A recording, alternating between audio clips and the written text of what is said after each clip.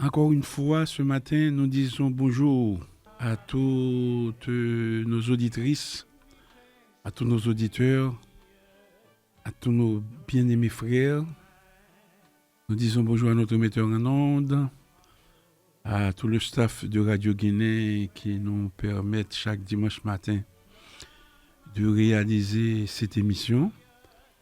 Nous sommes là encore une fois face à notre devoir. Nous saluons peut-être du volant de sa voiture le vénérable maître Julien Lemoine qui devra incessamment nous rejoindre pour animer avec nous l'émission du jour. Comme à l'accoutumée en début d'émission, les paroles de sagesse. Nous sommes aujourd'hui le dimanche 26 juillet 2026. Les paroles de sagesse seront tirées du livre des Proverbes, la Bible version Louis II, Proverbe 26. Et je lis. Comme la neige en été et la pluie pendant la moisson, ainsi la gloire ne convient pas à un insensé.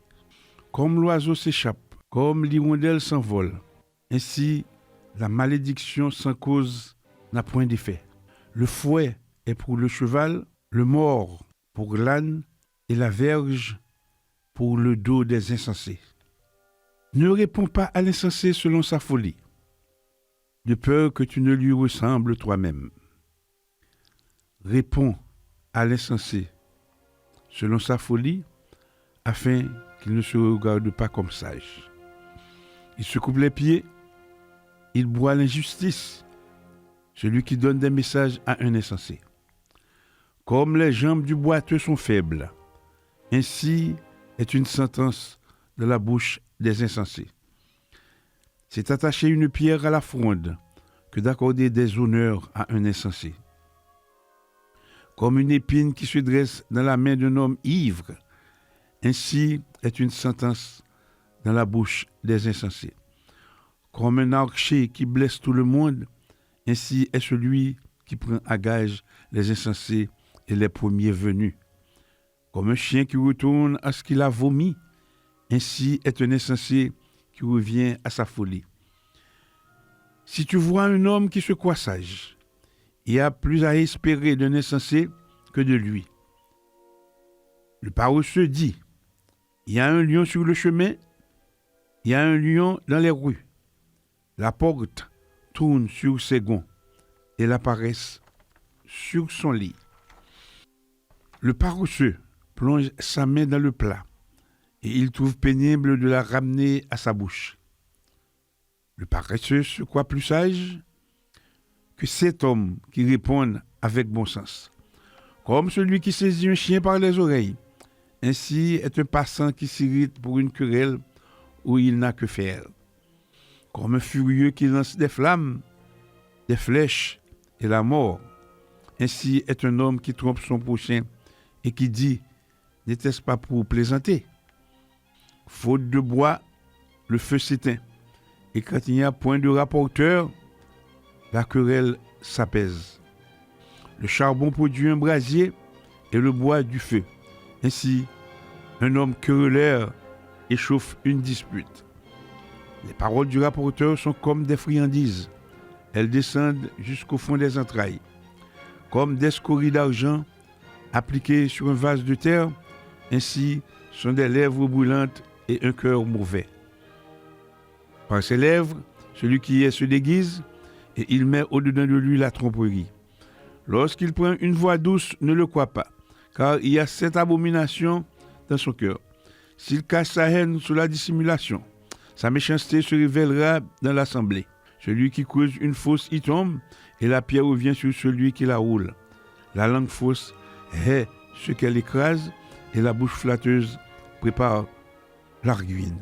C'était là les paroles de sagesse tirées de la Bible, version Louis II, dans le livre des Proverbes, Proverbe 26. Chères auditrices, chers auditeurs, et très chers frères, amis de la franc-maçonnerie, recevez encore une fois ce matin notre salut le plus fraternel. Et c'est avec une profonde joie que nous vous retrouvons ce dimanche 26 juillet 2026 pour un nouveau rendez-vous de votre émission à l'écoute de la franc-maçonnerie. Cet espace de réflexion, de dialogue et d'élévation, où la parole se veut libre, responsable et toujours guidée par la quête de la vérité. Notre ambition n'est pas d'imposer des certitudes, mais d'ouvrir des chemins de réflexion. Nous ne prétendons pas détenir toute la lumière. Nous cherchons humblement à en recevoir quelques rayons afin qu'ils éclairent notre intelligence, apaisent nos passions et fortifient notre engagement au service de l'homme.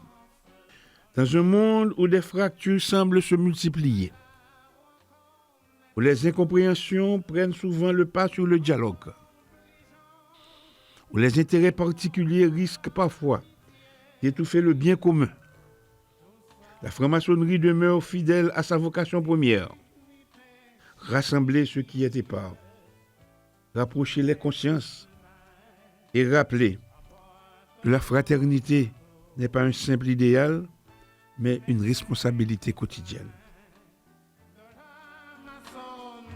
Le thème de notre émission ce matin est une invitation à cet examen intérieur.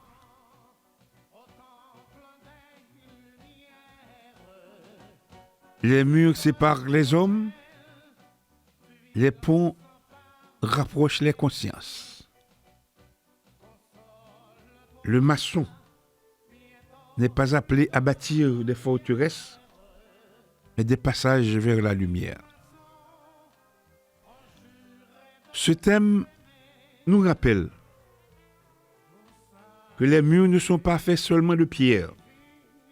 Ils peuvent être construits par l'orgueil, l'intolérance, le refus du dialogue, la peur de l'autre ou l'attachement excessif à nos propres certitudes.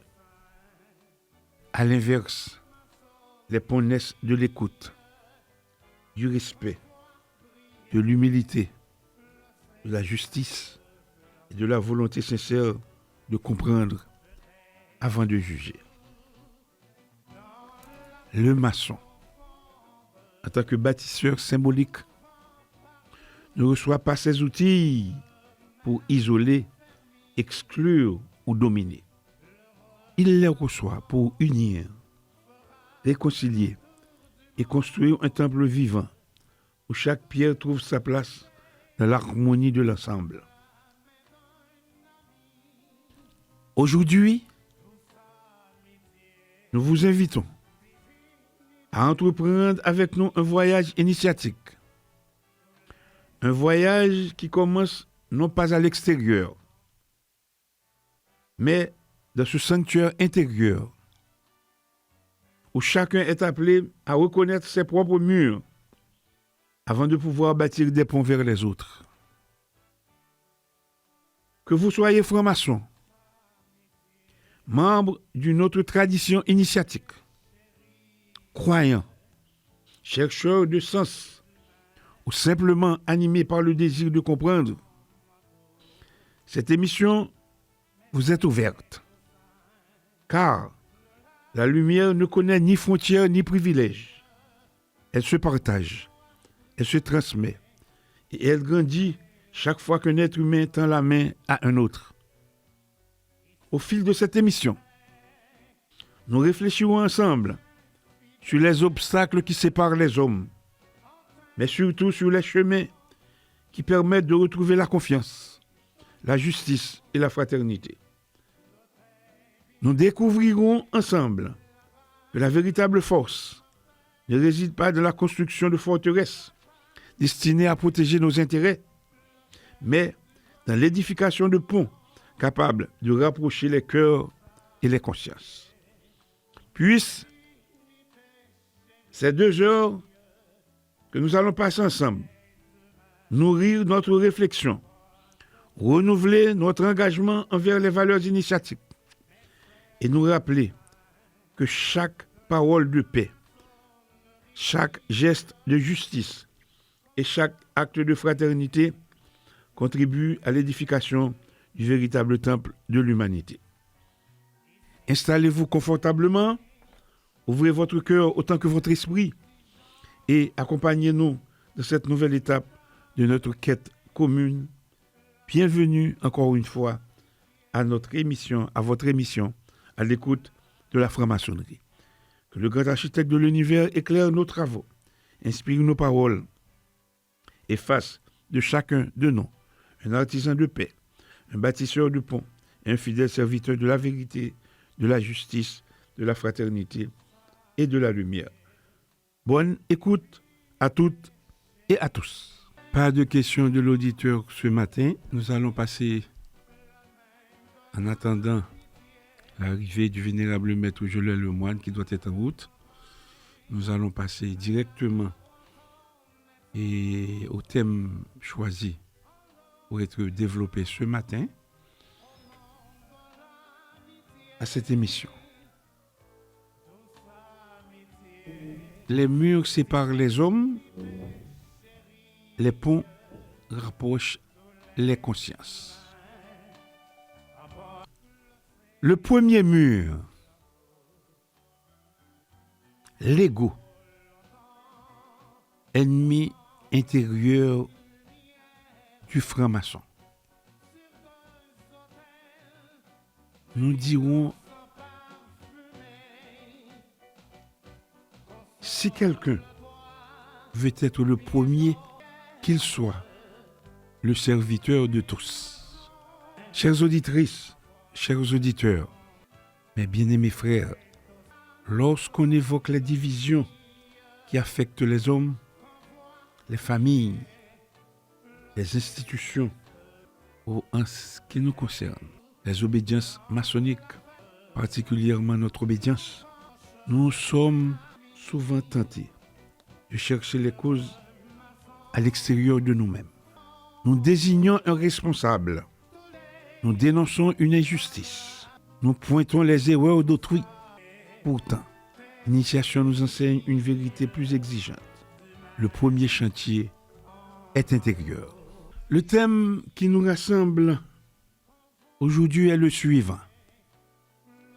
Les murs séparent les hommes, les ponts rapprochent les consciences.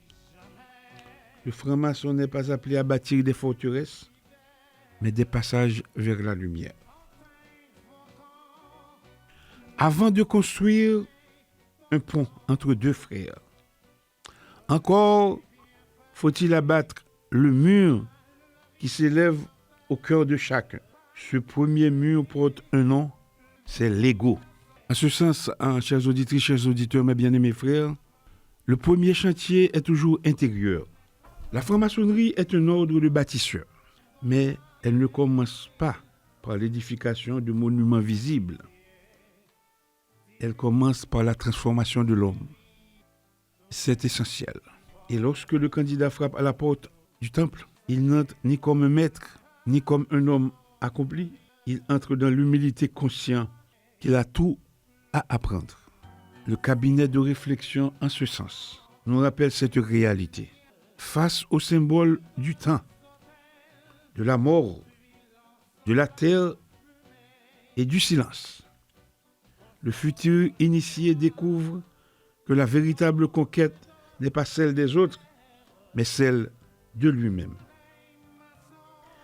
Avant de prétendre éclairer son frère, il lui faut reconnaître les zones d'ombre qui subsistent en lui. Le premier mur n'est donc pas construit avec des pierres. Il est fait d'orgueil, de suffisance, de vanité et d'attachement à sa propre image. Comment comprendre l'ego? L'ego n'est pas l'identité. Il est cette partie de nous-mêmes qui veut constamment être reconnue, admirée, justifiée et préférée. Il murmure souvent. J'ai raison. Je mérite davantage. Personne ne me comprend. Sans moi, rien n'est possible. Et ces pensées, lorsqu'elles deviennent dominantes, conduisent à une illusion dangereuse. C'est croire que notre valeur dépend de notre supériorité sur les autres. L'ego supporte mal la contradiction. Il interprète toute critique comme une attaque personnelle. Il transforme un désaccord en affrontement et une divergence en rupture. Ainsi donc naissent les premiers murs. Parlons de la pierre brute de l'orgueil. Le symbole de la pierre brute est au cœur de la pédagogie maçonnique. Cette pierre n'est pas celle du voisin, elle est la nôtre. Elle représente tout ce qui en nous demande encore à être travaillé. Notre impatience, notre besoin de reconnaissance, notre désir de domination, notre susceptibilité, notre difficulté à écouter, notre refus de reconnaître nos erreurs. Le maillet et le ciseau ne servent pas à frapper le frère. Ils servent à façonner notre propre caractère. Chaque coup porté à la pierre brute est un acte de maîtrise de soi. Chaque éclat qui tombe représente une victoire sur l'orgueil. Parlons aussi ce matin des forteresses de l'ego. Lorsque l'ego n'est pas maîtrisé, il construit des forteresses. Une forteresse n'est pas un temple. Une forteresse protège un pouvoir. Le temple protège une mission. Dans une forteresse, on se méfie. Dans un temple, on se fait confiance. Ou du moins, avec une certaine réserve par rapport à ce qui se passe. On devrait se faire confiance. Dans une forteresse, on cherche à conserver. Dans un temple, on cherche à transmettre. L'histoire nous enseigne que bien des institutions ont souffert lorsque des hommes ont préféré défendre leur position plutôt que servir les principes qui leur avaient été confiés. L'initiation nous invite à une vigilance constante. Les fonctions sont temporaires, mais les valeurs demeurent. Chères auditrices, chers auditeurs, mes bien-aimés frères, chercheurs de vérité, amis de la franc-maçonnerie, je le dis fermement, le maître véritable est d'abord un serviteur. Le maçon n'est pas appelé à régner sur ses frères. Il est appelé à les servir. Et dans toutes les traditions initiatiques, la grandeur est liée au service. Le vénérable maître ne reçoit pas un privilège, mais une responsabilité. Le grand maître ne reçoit pas une couronne, mais une charge. Toute autorité initiatique est un ministère de confiance. Lorsqu'elle devient un instrument d'exaltation personnelle, elle perd sa nature spirituelle. Et l'autorité véritable inspire. Elle n'écrase pas. Elle rassemble. Elle ne divise pas. Elle ouvre des chemins. Elle ne ferme pas les portes. Bonjour, Vénérable Lemoine. Bonjour, Sérénissime Grand Maître. Et bonjour à notre metteur en onde. Bonjour aux auditeurs et aux auditrices de cette émission. Je vous ai suivi et tout le long de la route. Et vous êtes déjà à votre message de circonstance pour ce jour-là. Bien sûr, Vénérable Maître. Et vous arrivez au moment même où je disais avec fermeté que le maître véritable est d'abord un serviteur. Oui, je vous ai entendu dire ça et je vous ai entendu également traiter la question de l'ego. Et vous savez que ça fait partie de ce qu'on appelle les travers qui existent chez l'homme et la grossièreté et tout ce qui constitue, je dirais, un comportement de celui-là qui se croit tout savoir, qui se croit tout permis et qui se croit également être le pic de la mirandole. Et c'est le monsieur je sais tout, celui-là qui s'érige en donneur de leçons et qui n'écoute à personne et qui se croit être et le nombril du monde et qui agit comme quelqu'un qui n'a de respect pour personne d'autre que de sa propre personne. En ce sens, moi je pense que vous avez traité l'ego et vous avez également parlé de certains symboles maçonniques importants. Et quand je vous ai suivi sur le volant de ma voiture étant, je me suis dit que peut-être, certainement alors, les auditeurs sont bien servis encore ce matin. Et je vous félicite pour ces travaux de recherche que vous avez effectués et pour le bien de notre auditoire. Encore une fois, Sérénissime, le thème est tout à propos ce matin parce que là où nous sommes aujourd'hui, à ce carrefour de division, à ce carrefour de haut et de bas, je pense que l'ego surdimensionné de certains, surtout de certains dirigeants de l'ordre, et je pense que c'est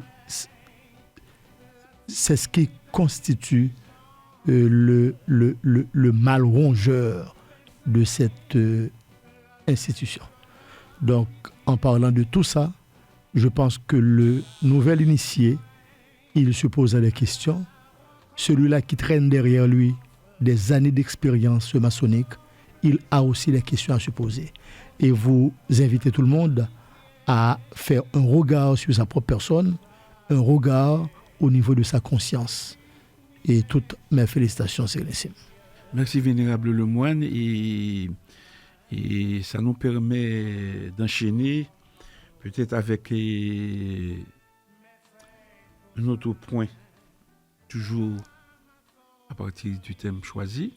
Oui, le point Le point de l'humilité. Bien sûr, quand vous avez parlé du point de l'humilité tout à l'heure, le point de l'humilité, et je pense que le franc-maçon est appelé à se faire petit, et pendant qu'il est toujours grand. Il est aussi appelé à garder un profil bas, à se montrer humble en toute situation. Donc, quand vous avez parlé de pont, et vous avez parlé également de mur, je pense que ce sont des propos qui vont en ligne droite de la philosophie maçonnique et en termes de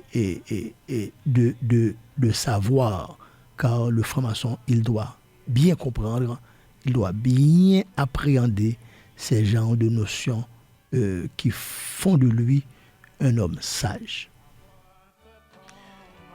Parlant du point de l'humilité, nous pouvons dire ceci. Face au mur de l'ego, la franc-maçonnerie propose une autre voie. Quelle est cette voie? C'est bien celle de l'humilité. L'humilité n'est pas le mépris de soi. Elle est la juste connaissance de soi. Elle permet de reconnaître ses qualités sans les transformer en domination. Elle permet d'accepter ses limites sans perdre sa dignité. Le frère humble écoute avant de répondre.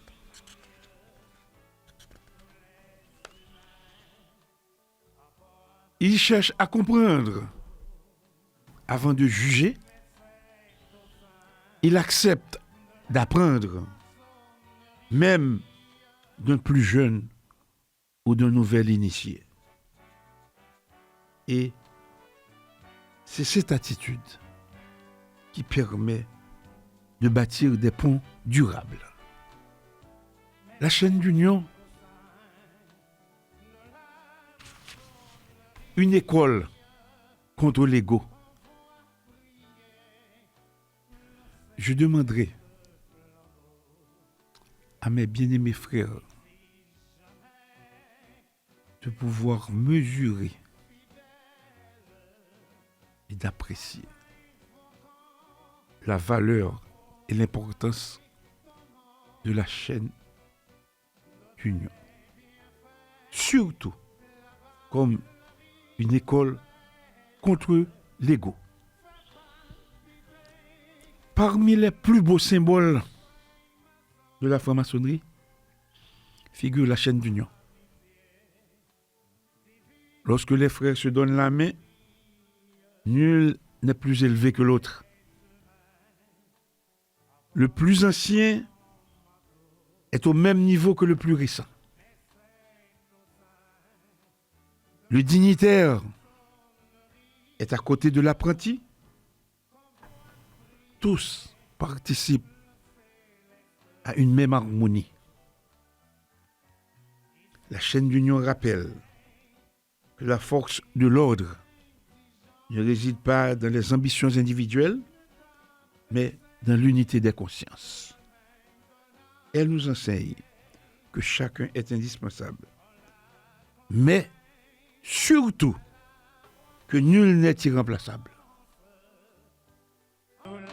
Chers auditrices, chers auditeurs, mes bien-aimés frères, vénérables lemoines, à ce stade, nous devons parler de ce qu'on pourrait appeler un examen de conscience. Avant de conclure, chacun de nous peut s'interroger.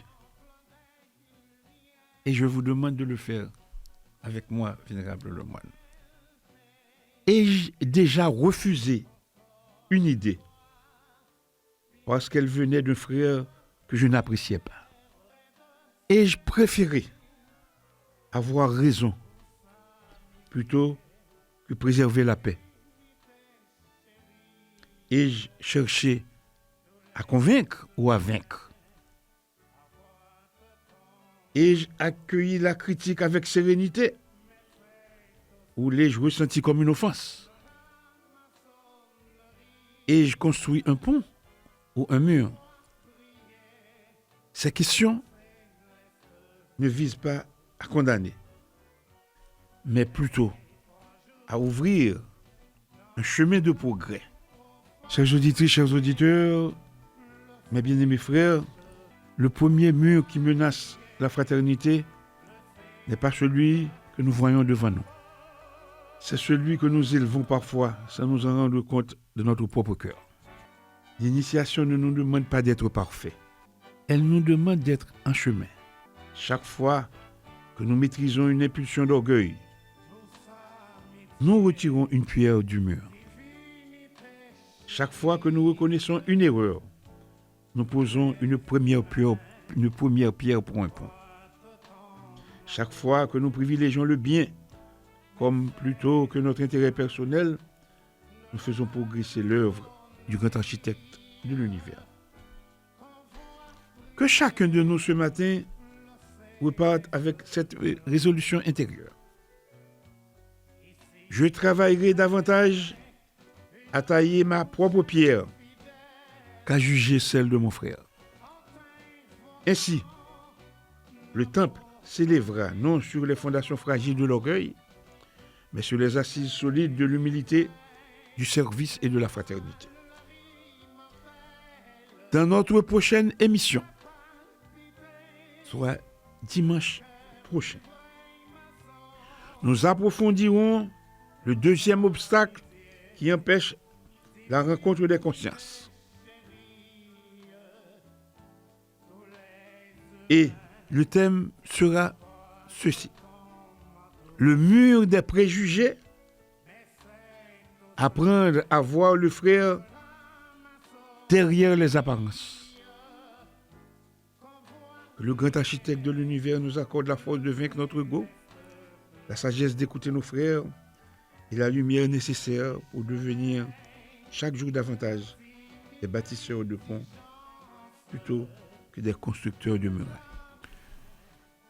Sérénissime grand maître, et j'ai bien suivi les différents points que vous avez évoqués dans le sujet de ce matin. Et je pense que les auditeurs, ils sont bien servis, comme j'avais dit tantôt.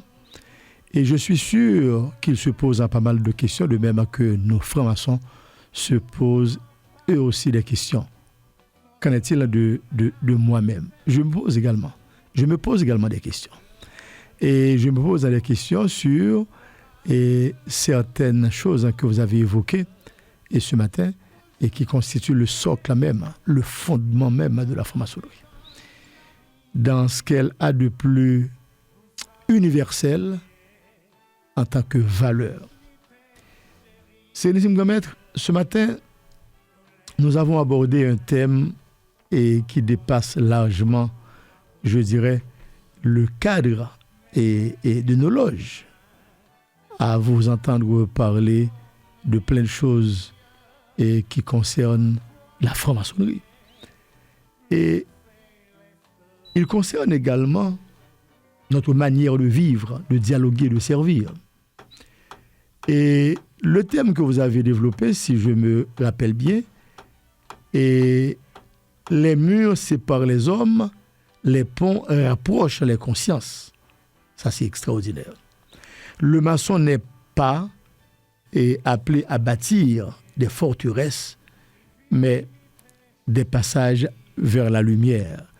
J'avais bien noté, je crois.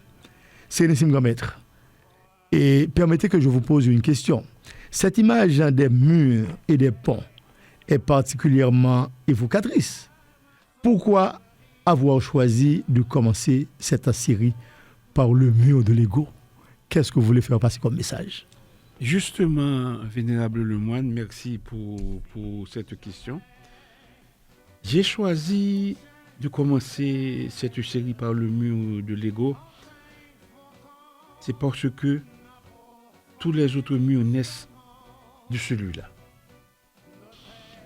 Lorsque nous parlons de division, nous pensons spontanément au conflit entre les personnes, au désaccord entre les groupes ou aux crises qui traversent les institutions.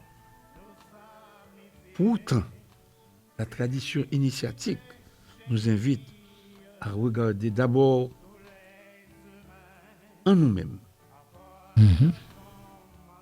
En effet, je l'ai bien dit, le premier mur n'est pas devant nous, mais il est en nous. Et c'est notre ego, ce premier mur.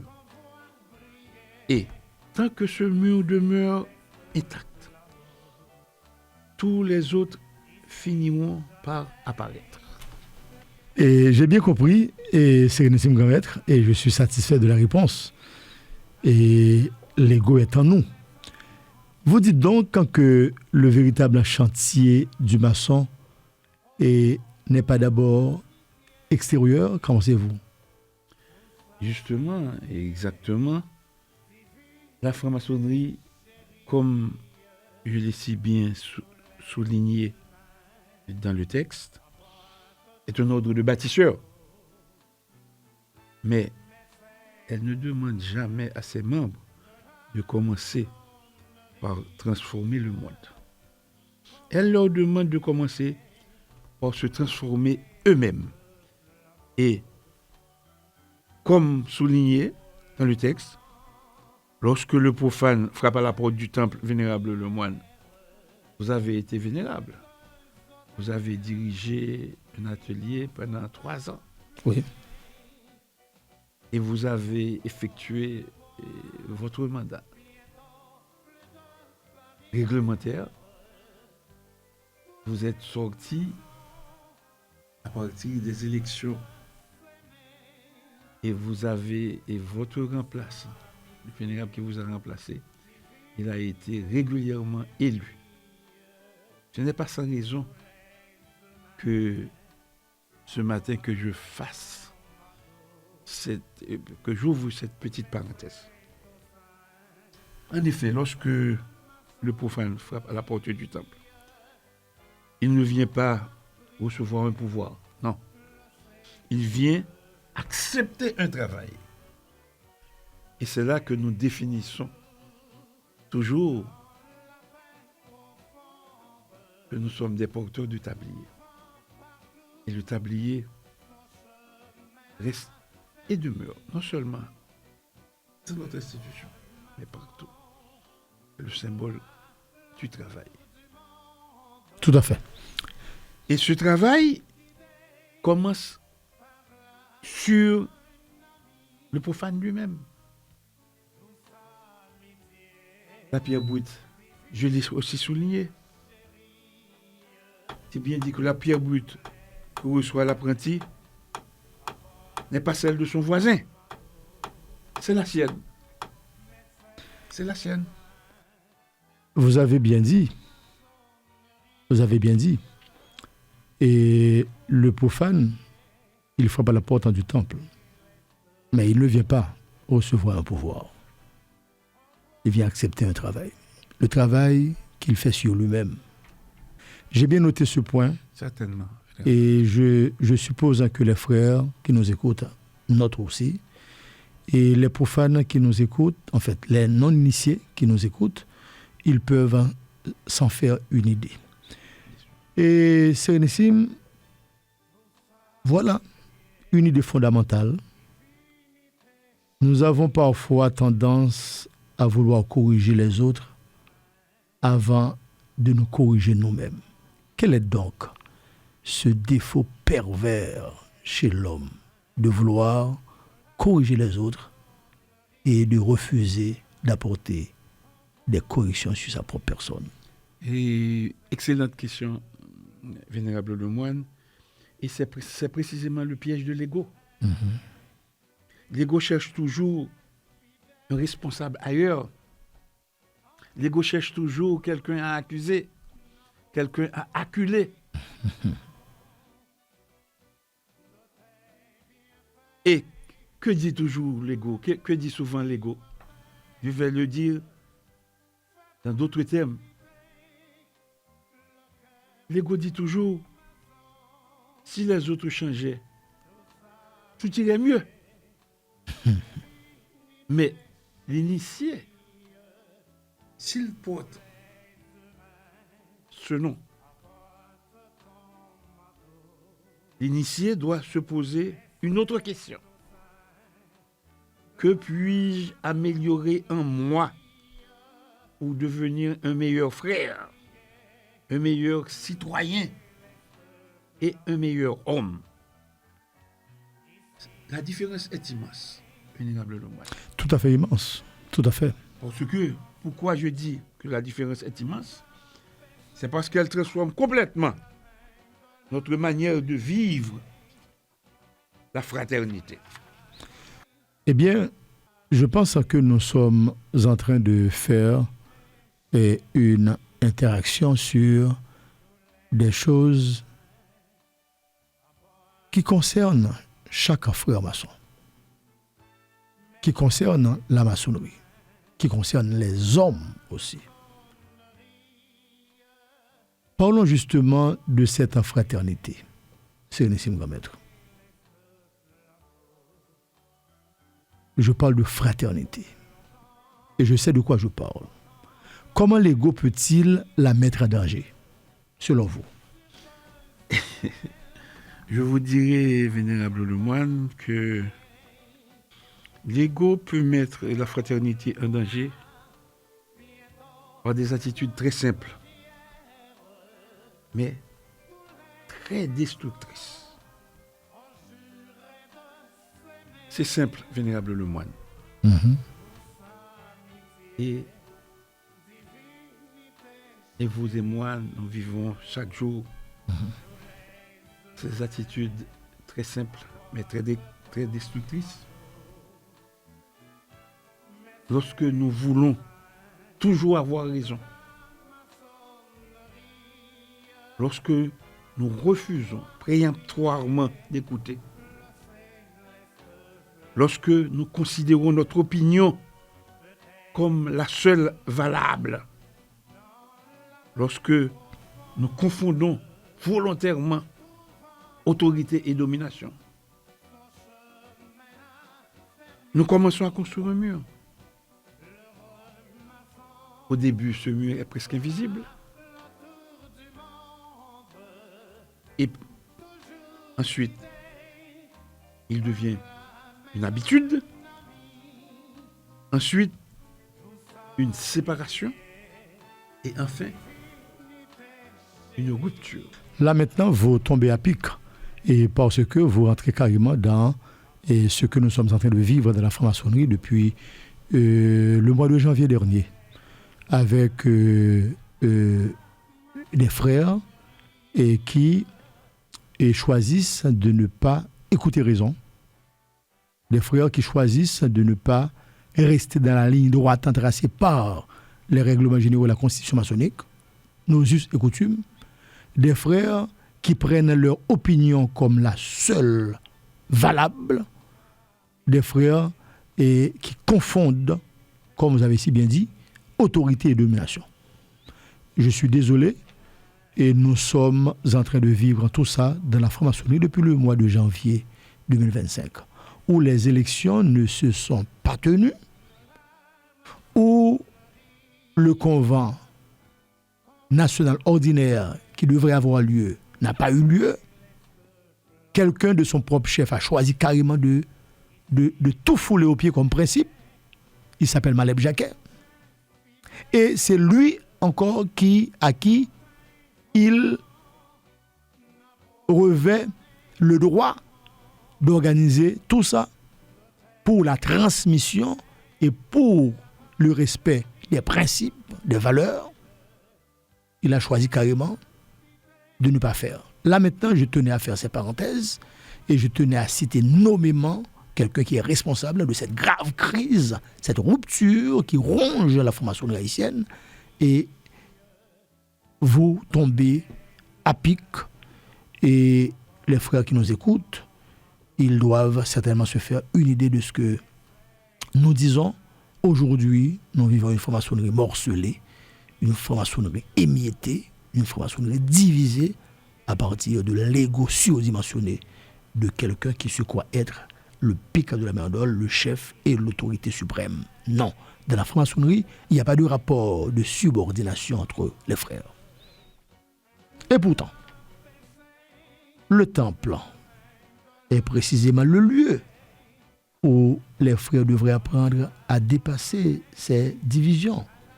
Et pourtant, Sénésim, je viens de vous dire exactement ce qu'il y a. Et tandis que, comme je vous dis, on devrait apprendre au temple à dépasser cette division. Comment vous pouvez aborder l'affaire? C'est avec un cœur meurtri à ce micro, en tant que, en ma qualité de passer Sérénissime Grand Maître, qui a fait tout ce qui était en mon pouvoir. Bien sûr, en oubliant mon ego, j'avais réuni tout le monde. Absolument vénérable le moine, c'est avec un cœur serré, un cœur meurtri, que je vis cette situation qui avait perduré pendant 14 ans. Et tous les frères qui nous écoutent, ils savent les efforts que nous avions consentis pour réaliser la réunification. Oui, après 14 ans de division. Après 14 ans de division,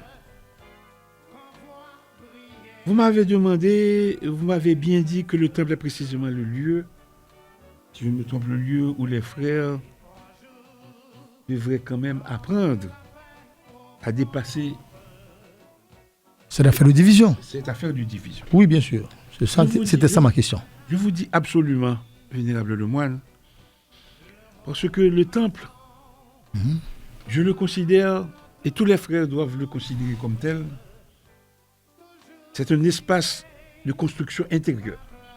Bien dit. Qu'est-ce que le temple nous rappelle? Il nous rappelle que la vérité ne se possède pas. La vérité se cherche ensemble. Et c'est pourquoi, vénérable le moine, que les outils du franc-maçon sont si éloquents. Nous avons parlé du maillet et du ciseau, qui ne doivent jamais servir à corriger notre frère.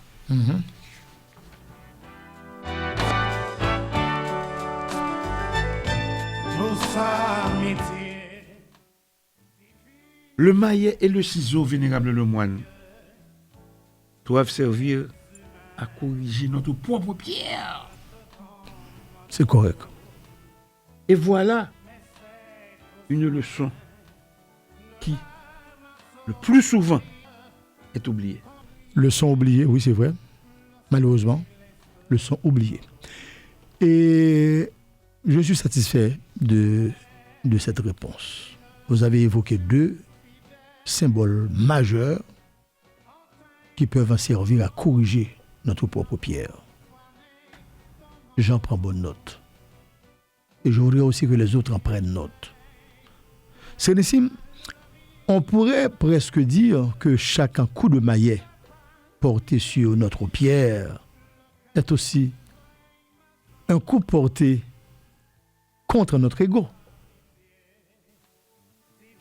Et c'est une très belle image. Oui. Et une image très évocatrice, vénérable le moine.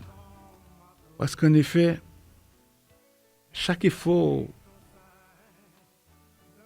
pour écouter davantage, chaque fois que nous reconnaissons une erreur, chaque fois que nous avons la dimension, le recul nécessaire et le dépassement nécessaire pour demander pardon,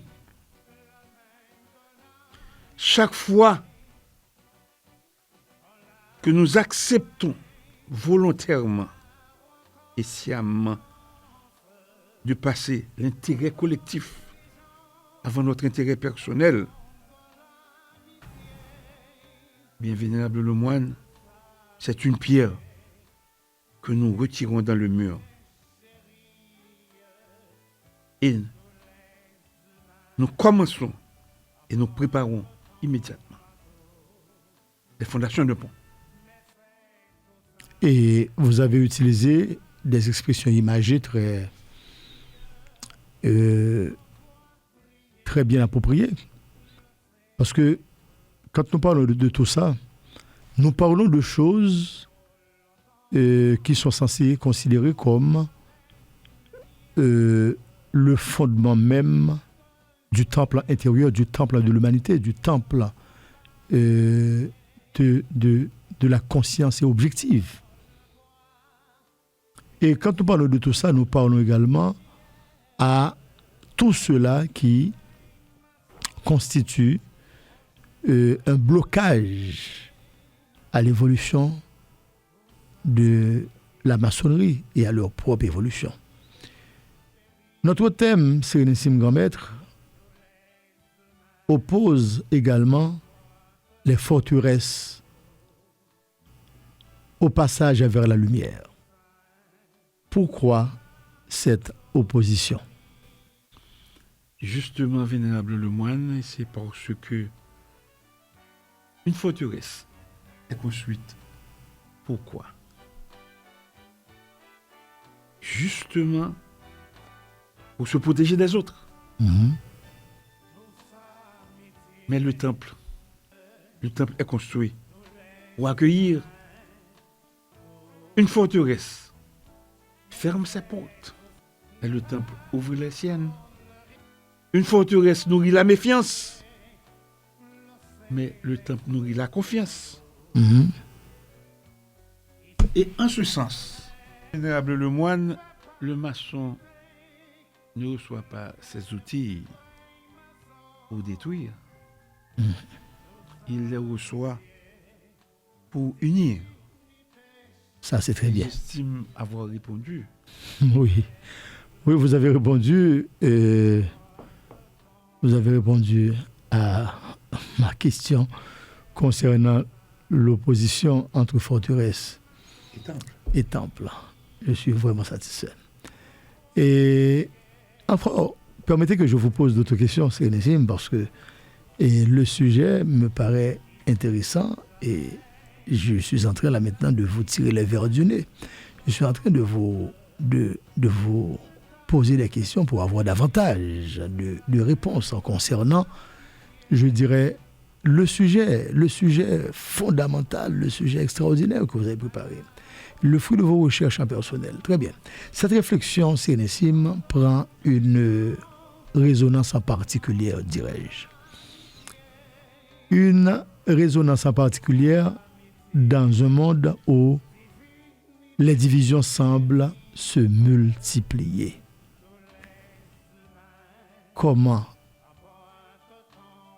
asseoir la base d'une réflexion autour de ça, Sérénissime?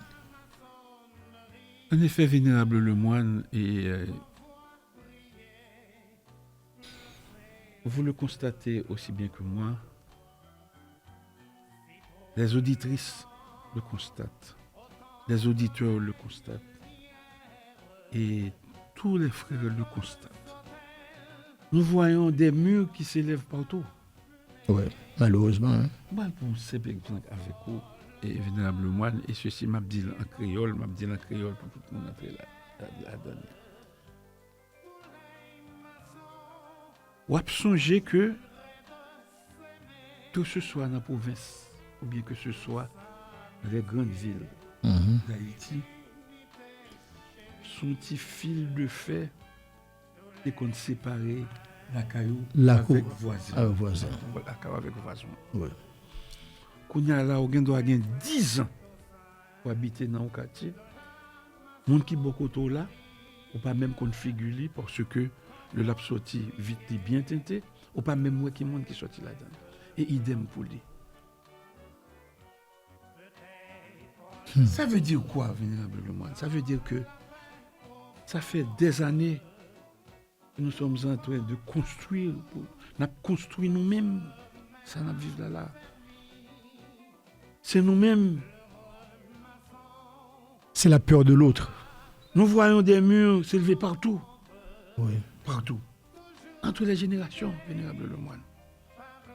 Entre les familles. Entre les religions. Entre les peuples. Et parfois même, et c'est ce que nous vivons au sein de notre institution, des frères qui avaient prêté le même serment. C'est grave. C'est grave. Et dans ce contexte, nous le disons fermement, la franc-maçonnerie a une mission essentielle. Elle doit toujours rappeler qu'il est toujours possible de construire un pont. Parce que le dialogue n'est jamais une signe de faiblesse. C'est une preuve de maturité, vénérablement. Et c'est ce qu'il faut saisir de cette mission essentielle de la franc-maçonnerie. Et je suis tombé des nues, je suis à la fois émerveillé et par la réponse que vous avez donnée en créole, et vous avez pris l'exemple des voisins qui sont séparés par des murs, par des forteresses. Et vous avez si bien dit que les voisins, même au-delà des dizaines d'années, ne se connaissent vraiment pas, ne se côtoient pas. Et ils rentrent, ils sortent, ils n'ont même pas la possibilité de se saluer parce qu'ils ne se voient pas. Vous avez bien expliqué ça et je trouve que le sujet que vous développez ce matin ne concerne pas seulement l'institution maçonnique, les frères maçons, ça concerne également la société haïtienne, ça concerne également d'autres sociétés du monde où la division règne, où les gens refusent le vivre ensemble, refusent de se tendre la main. Sérénissime, on entend souvent dire que l'humilité, je reviens avec ce mot, l'humilité dont vous avez parlé au début, est la première vertu de l'initié. L'humilité, la première vertu de l'initié. Pourquoi est-elle si importante, selon vous? Et qu'est-ce que je pourrais dire, vénérable Lemoine? L'humilité est importante. C'est justement parce que l'humilité permet d'apprendre. Mm-hmm. C'est vrai. Vous prenez le recul nécessaire à partir de l'humilité. C'est l'humilité qui vous permet d'écouter. Parce que celui qui croit tout savoir, comme vous l'aviez souligné tout à l'heure, il cesse immédiatement et automatiquement de progresser. Et ce n'est pas sans raison, vénérable Lemoine, que l'apprenti maçon reçoit le silence avant la parole. Et ce silence est une école. Une vraie école. Nous avons dit tantôt que l'apprenti maçon reçoit le silence avant la parole. Mm-hmm. Eh bien, ça veut dire quoi? C'est qu'il apprend à écouter avant de parler. Il apprend à observer avant de juger. Il apprend à comprendre avant de condamner. Et c'est ainsi que se construit la sagesse, à partir de l'humilité. Vous avez dit sagesse.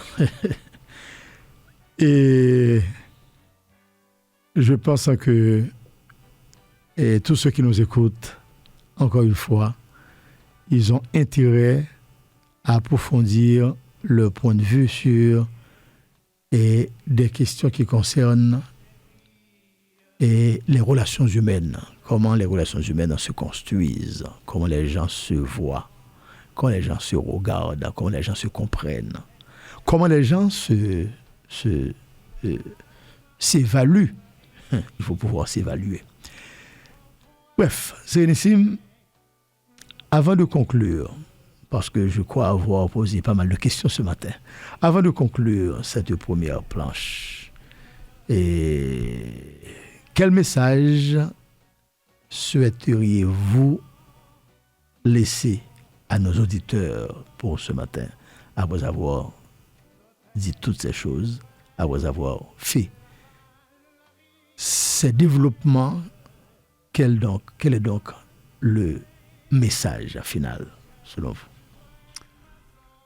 Vénérable Lemoine, et j'aimerais proposer un exercice très simple aux auditrices, aux auditeurs,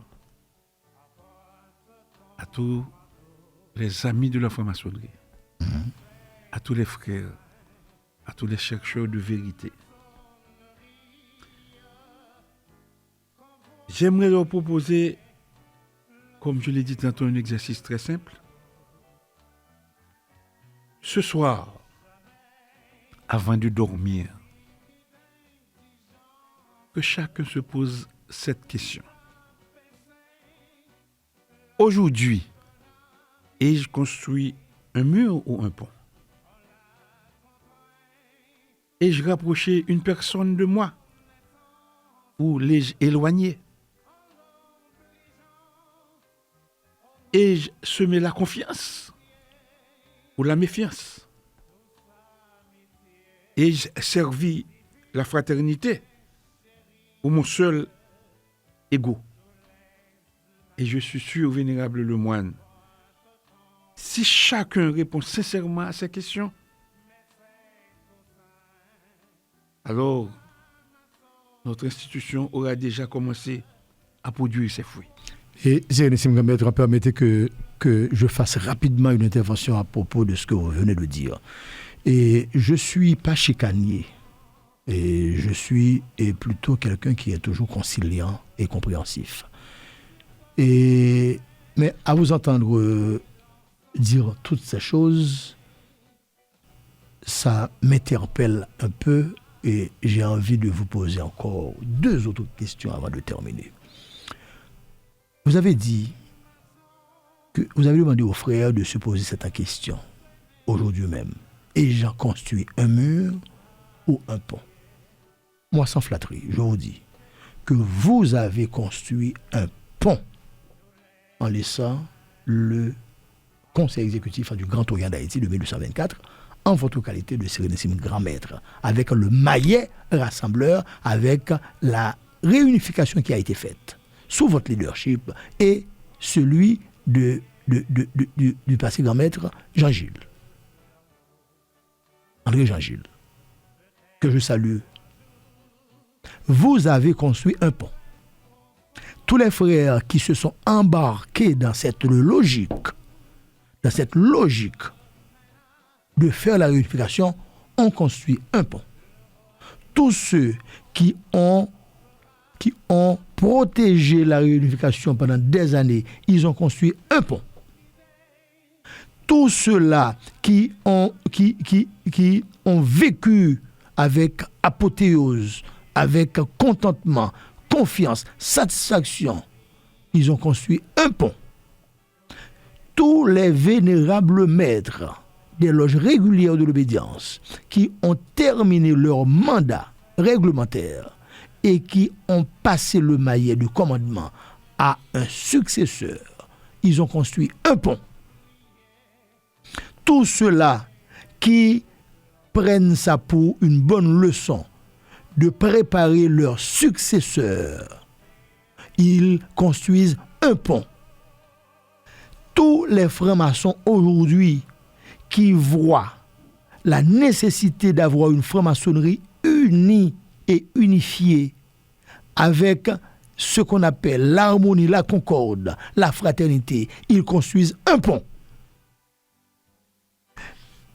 Cependant, tous ceux-là qui avaient pour mission d'organiser le convent national ordinaire de janvier 2025 et qui l'ont choisi sciemment de ne pas le faire, ils ont construit un mur. Tous ceux-là qui n'ont pas organisé les élections pour pourvoir à leur remplacement, ils ont construit un mur. Tous ceux-là qui alimentent des divisions au sein de l'institution, ils ont construit un mur. Tous ceux-là qui cherchent également à avoir les bonnes grâces des vénérables pour proroger leur mandat, ils ont construit un mur. Tous ceux-là, Sérénissime Grand Maître, qui participent à la rédaction d'une pétition abracadabrante, ils ont construit un mur.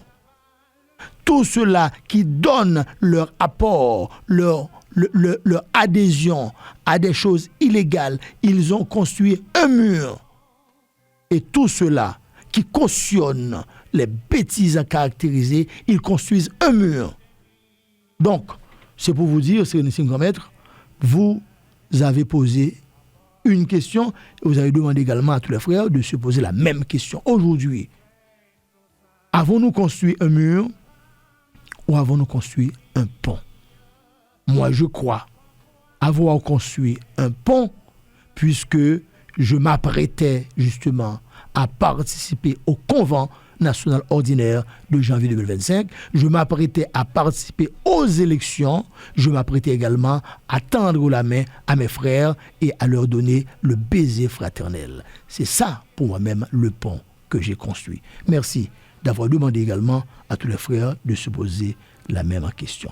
Et Sérénissime Grand Maître, vous vous rappelez que la plus grande victoire du maçon n'est pas de convaincre, et je ne cherche pas à convaincre, mais de se vaincre lui-même. Et je pense que je suis en train de faire le travail. Donc, merci de cette interaction que vous avez faite avec moi, Sérénissime Grand Maître. Merci également. Et les frères qui m'écoutent, ils connaissent très bien et ma façon de m'exprimer, ils connaissent ma verve, ils connaissent également ma franchise et mon franc-parler. Et je suis sûr que les questions que vous avez posées, auxquelles j'ai répondu, les questions que je vous ai posées, auxquelles vous avez répondu, ce n'est pas de manière tendancieuse, mais c'est plutôt pour faire et jaillir cette lumière et pour travailler également à la sagesse au sein de la franc-maçonnerie. Merci Vénérable Lemoine, et je dirais que dans notre prochaine émission, Vénérable Lemoine, nous poursuivons cette réflexion avec cette même fougue, avec cette même ardeur. Nous continuons à construire des ponts, faisant notre devoir, et nous aborderons un autre obstacle majeur à la fraternité, le mur des préjugés. Ah, j'attends. Apprendre à voir le frère derrière les apparences. Tout à fait. Et à tous nos auditrices, à tous nos auditeurs, nous disons merci de cette écoute fidèle et ponctuelle. Nous leur disons que le grand architecte de l'univers éclaire leur intelligence, fortifie leur cœur et leur inspire à devenir chaque jour davantage des bâtisseurs de ponts, des artisans de paix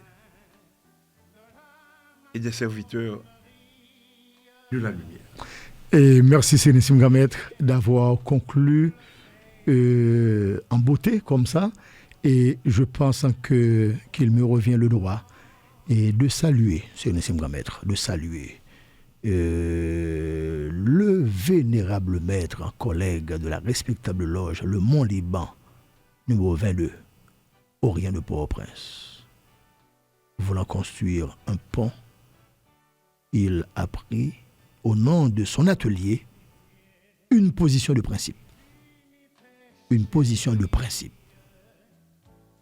En se gardant de ne pas participer à des choses qui concernent le conseil exécutif intérimaire illégal, en attendant que rétablisse l'ordre au sein de la franc-maçonnerie.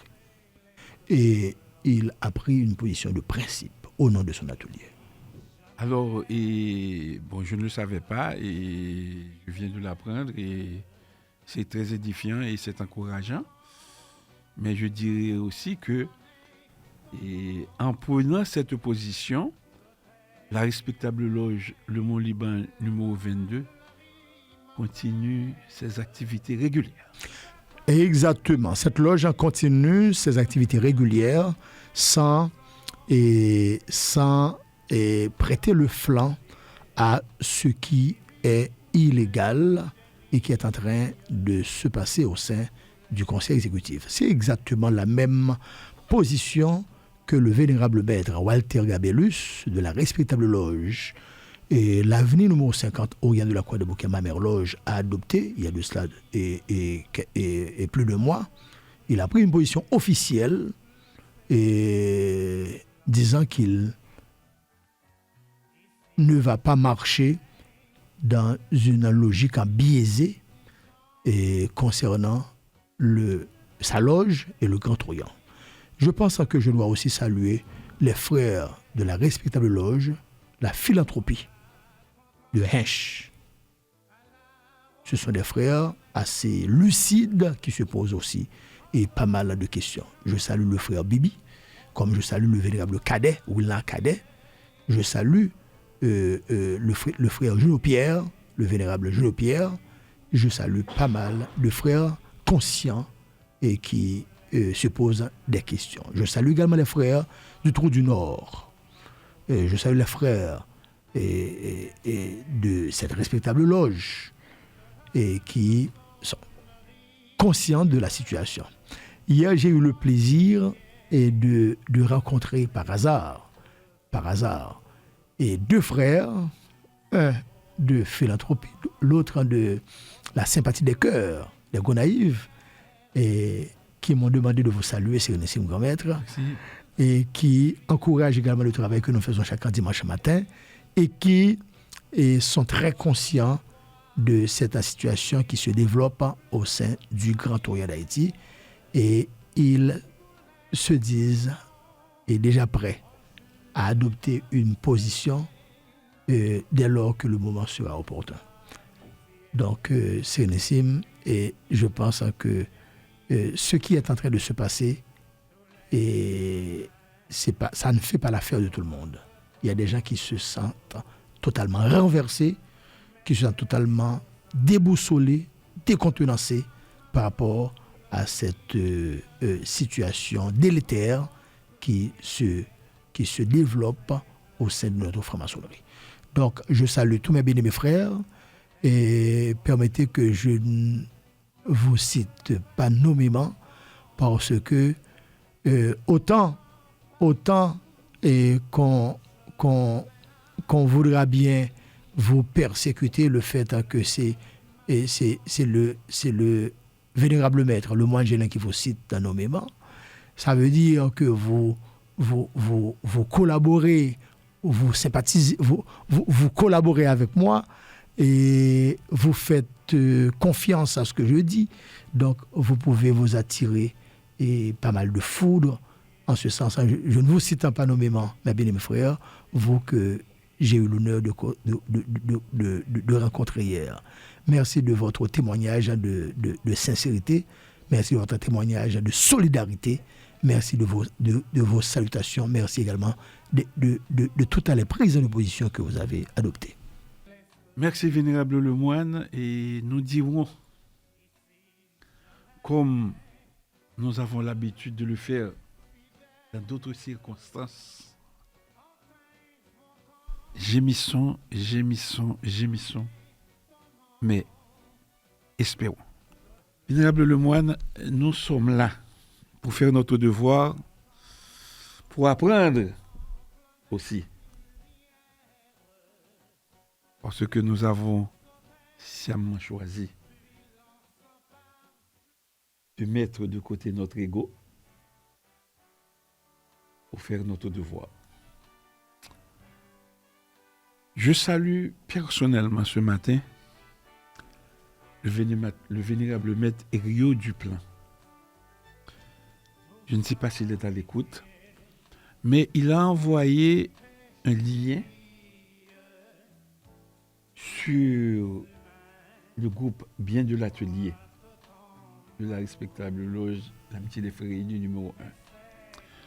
Et quand j'ai ouvert le lien, il y avait une voix qui disait ceci. Il existe des signes, des mots, des attouchements. Mais la vraie reconnaissance entre frères ne se tient pas dans un geste. Elle tient dans une vie entière de loyauté.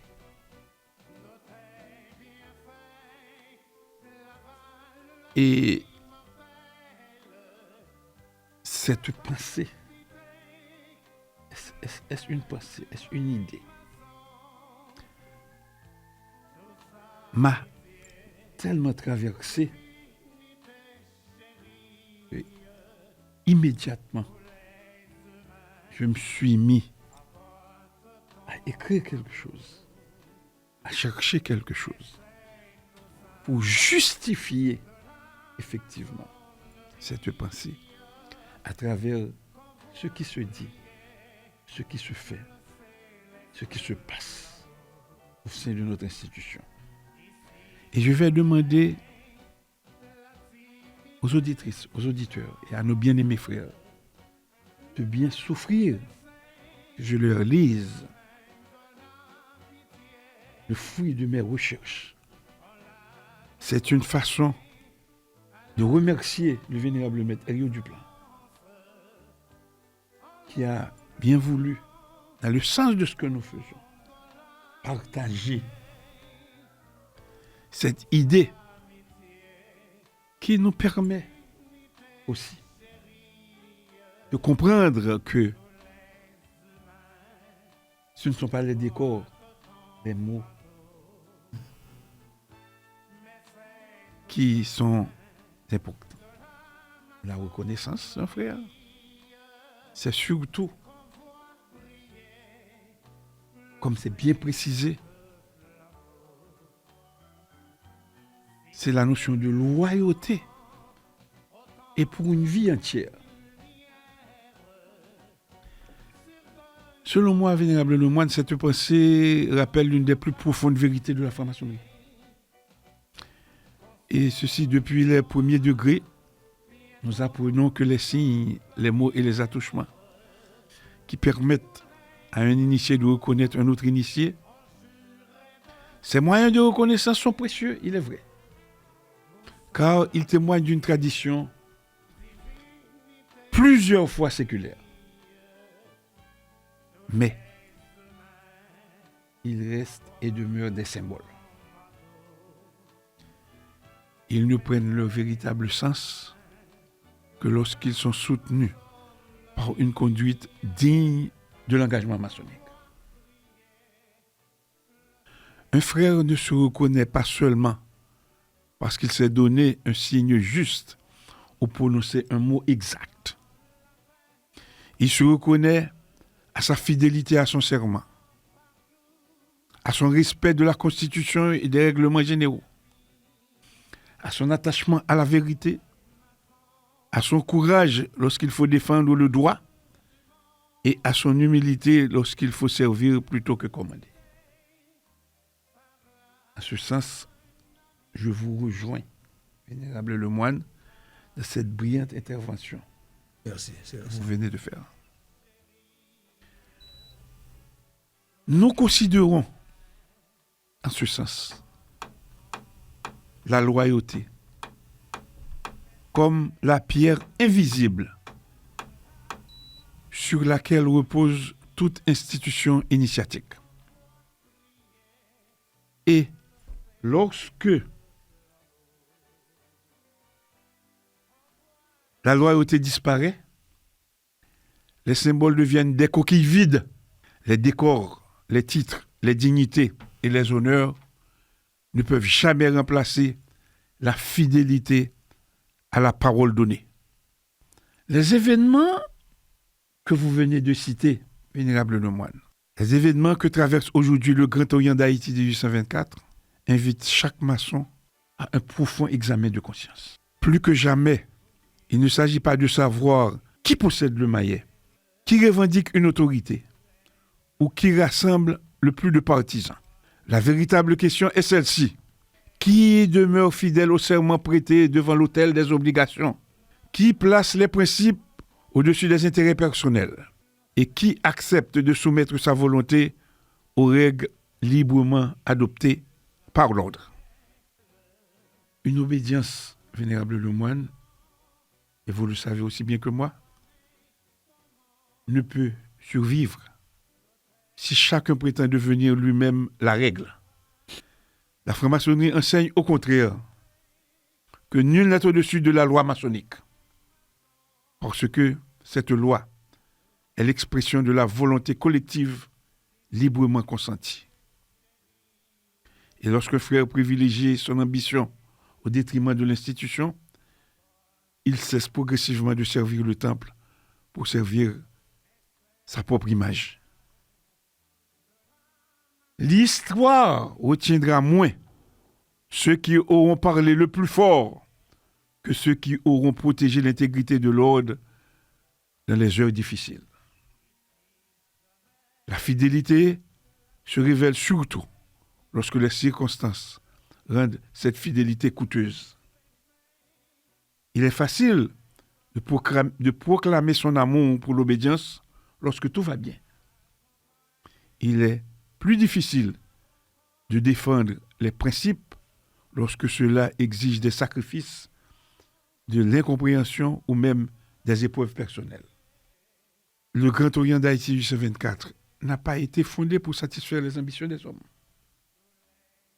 Il a été édifié afin de transmettre de génération en génération un idéal de liberté, de fraternité, de justice et de régularité.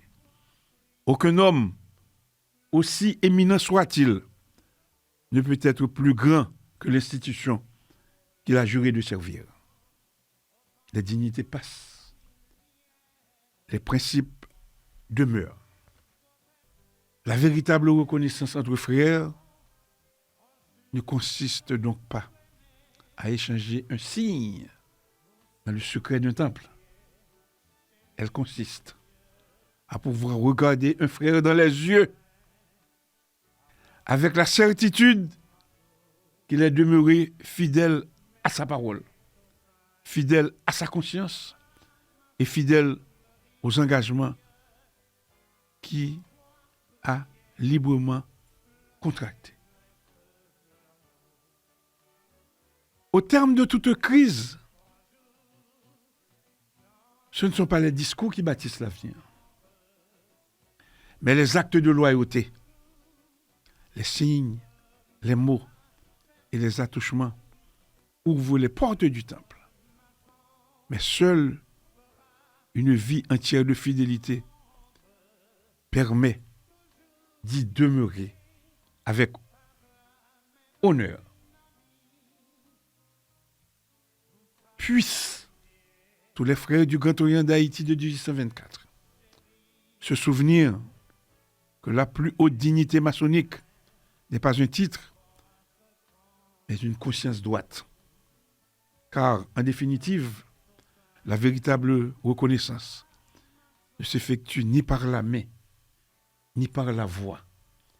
Elle s'effectue par l'exemple d'une vie consacrée au service de la vérité, de la fraternité et de l'institution.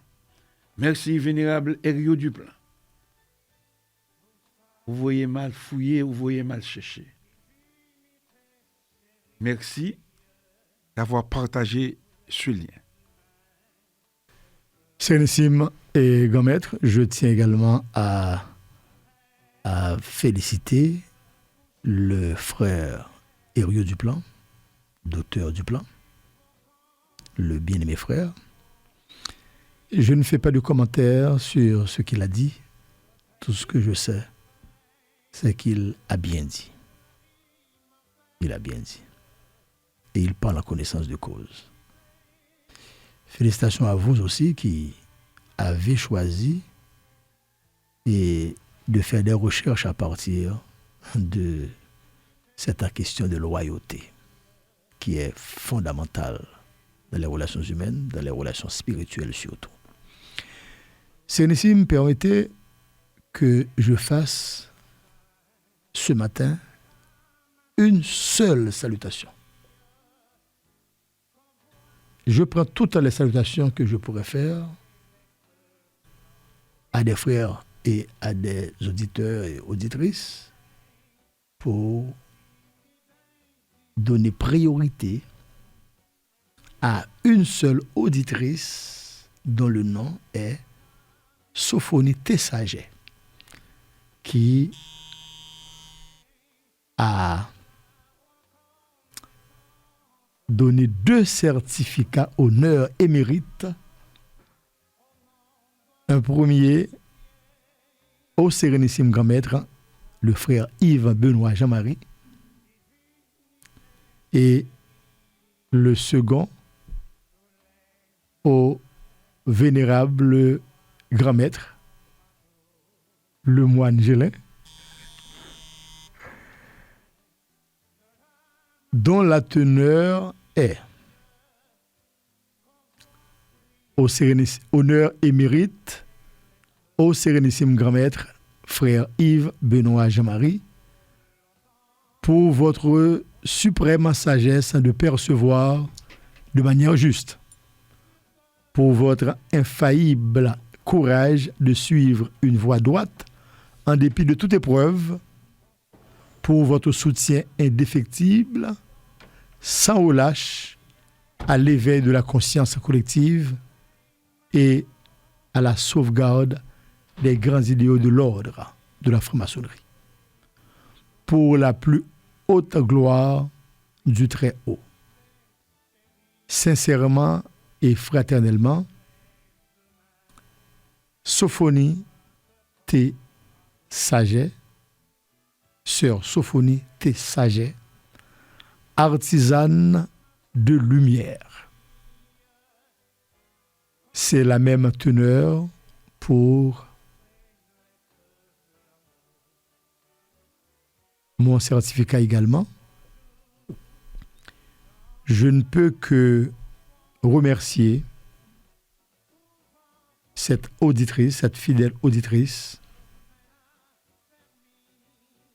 la sœur, Madame Sophonie Tessaget, artisane de lumière, qui a pensé à nous décerner ces 2 certificats honneur et mérite en ces moments si difficiles. Merci à vous, chères auditrices. Merci. Merci infiniment au nom du panel de l'émission À l'écoute de la franc-maçonnerie. Le grand architecte de l'univers prend acte de ce geste que vous avez fait. Un geste de grandeur d'âme, un geste d'amour, un geste de compréhension, un geste de fraternité. Merci, chère auditrice Sophonie Tessaget. Merci au nom du panel de l'émission À l'écoute de la franc-maçonnerie. Merci également au nom de la franc-maçonnerie. Merci au nom de la parole libre. Merci au nom de la conscience objective. Merci au nom de toutes les forces de l'univers. Merci également et pour les générations futures qui vont certainement apprécier ce geste que vous faites, parce que nous allons garder ce certificat pour longtemps et les frères pourront un jour regarder et dire qu'il y a des gens qui apprécient le travail fourni par d'autres. Vous avez tout dit, Vénérable Lemoine, et je ne fais que remercier. Et vous avez dit une auditrice, moi je remercie ma sœur. Ma sœur, et je m'arrouille ce doigt de l'appeler ma sœur parce que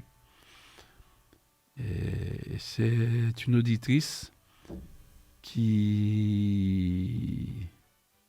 a une dimension intérieure.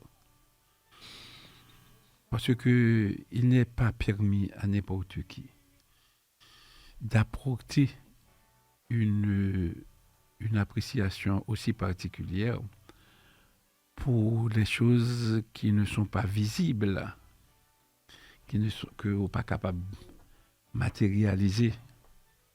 Parce que l'intérieur, c'est la force intérieure, la puissance intérieure, quand on parle de conscience.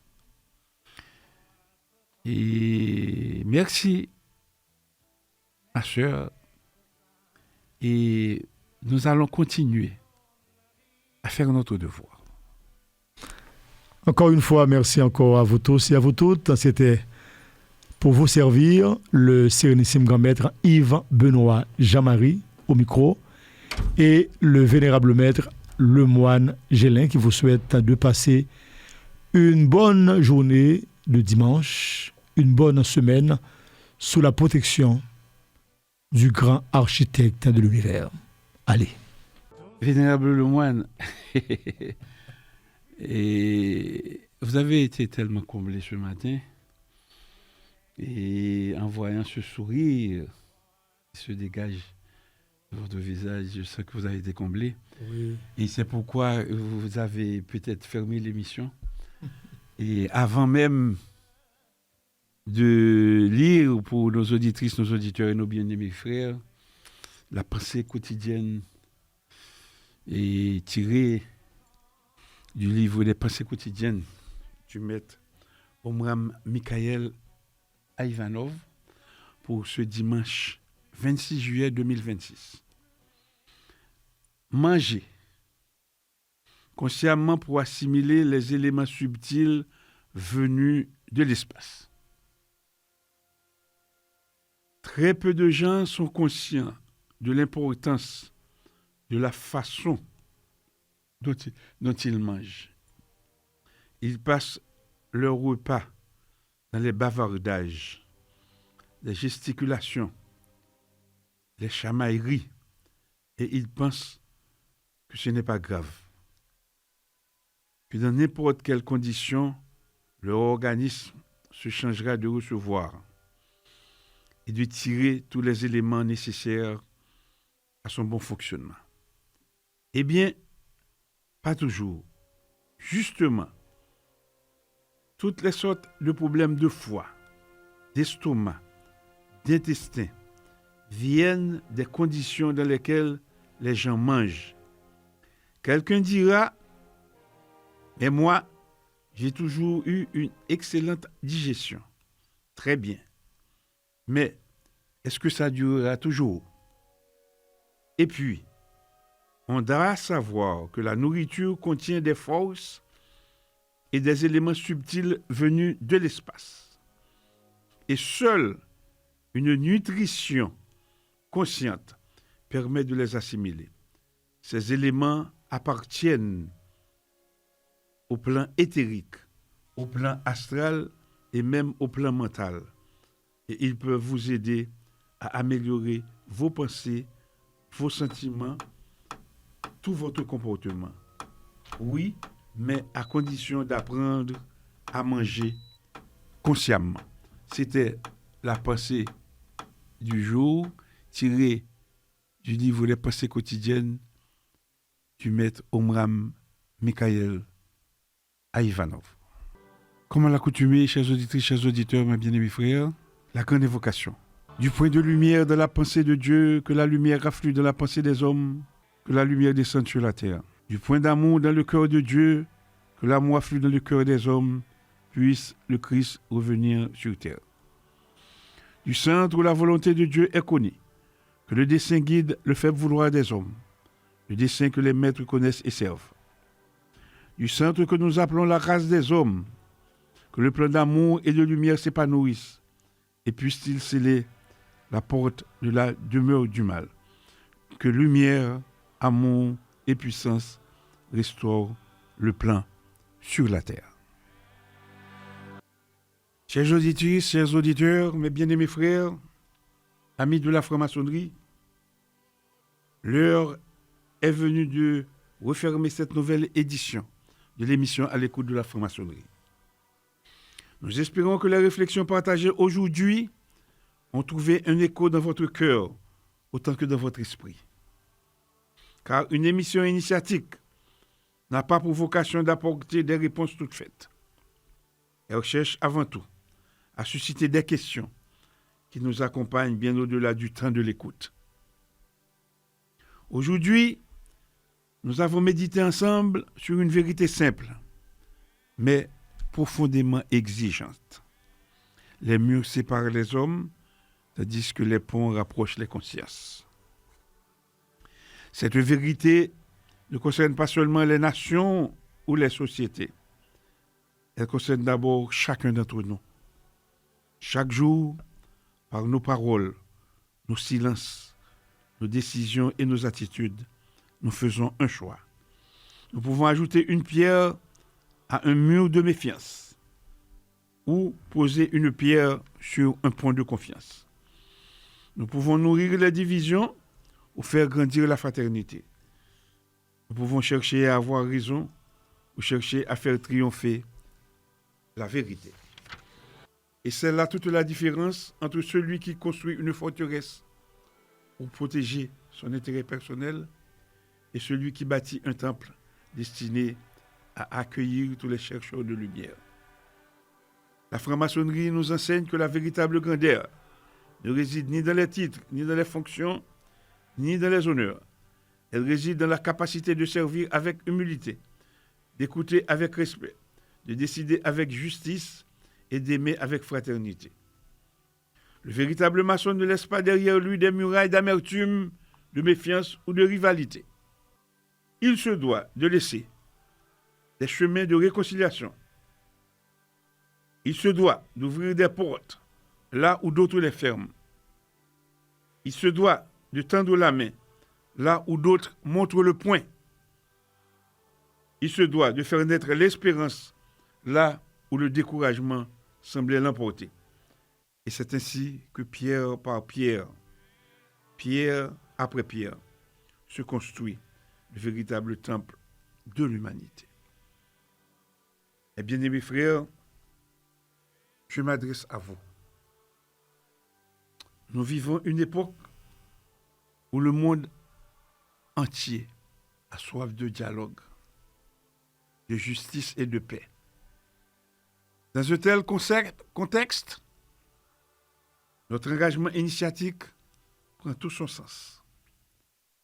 Il ne s'agit pas seulement de travailler à notre perfection personnelle, mais aussi de devenir, dans nos familles, nos loges, nos professions et dans la société tout entière, des artisans de concorde. Demandons-nous, lorsque cette journée s'achèvera, ai-je été aujourd'hui un mur ou un pont? Ai-je rapproché un cœur blessé? Ai-je dissipé un malentendu? Ai-je préféré la fraternité à la division? Ai-je servi la vérité avec courage et la justice avec équité? Si chacun de nous peut répondre positivement, alors notre travail n'aura pas été vain. Avant de nous quitter, ayons une pensée fraternelle pour tous nos frères dispersés à travers le monde, pour ceux qui travaillent dans le silence des loges, pour ceux qui traversent l'épreuve, pour ceux qui souffrent dans leur chair ou dans leur âme, pour ceux qui ne sont plus parmi nous, mais dont l'exemple continue d'éclairer notre chemin. Que la paix règne dans les cœurs, que la justice inspire les décisions, que la fraternité guide nos relations, que la sagesse éclaire nos consciences, et que la lumière, cette lumière que nous cherchons sans relâche, ne demeure jamais s'enfermer dans nos temples, mais rayonne à travers nos actes quotidiens. Au nom de toute l'équipe de l'émission À l'écoute de la franc-maçonnerie, nous vous remercions de votre fidélité, de votre confiance et de votre constante attention. Nous vous demandons, ou plus précisément, nous vous donnons rendez-vous dimanche prochain pour poursuivre ensemble cette série de réflexions initiatiques avec notre deuxième planche radiophonique, le mur des préjugés, apprendre à voir le frère derrière les apparences. D'ici là, continuons à travailler notre pierre avec patience, à fortifier la chaîne d'union par notre fidélité et à faire vivre dans chacun de nos actes les idéaux de liberté, d'égalité, de fraternité, de tolérance et de justice.